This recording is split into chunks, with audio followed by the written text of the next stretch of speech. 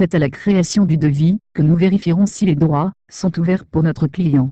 Nous récupérerons le taux de remboursement. Si le client est atteint d'une LD, nous en serons avertis. Cela pourra s'apparenter à une demande de prise en charge. La récupération de ces informations doit se faire à partir d'un devis avec un LPP valorisé.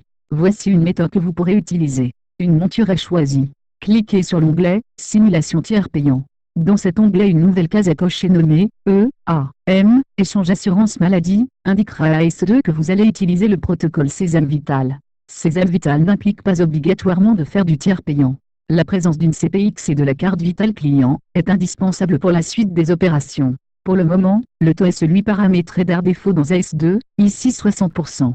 Cliquez sur A, récupération des taux de remboursement. AS2 se met en sommeil et une première fenêtre AREA s'ouvre. Indiquez ici s'il s'agit d'un accident de droit commun ou pas. Dans notre exemple, la lecture de la carte Vitale nous indique que ce client est atteint d'une LD. L'équipement que vous proposez à votre client sera pris en compte par la LD, si et seulement si vous avez entre les mains une ordonnance Bison.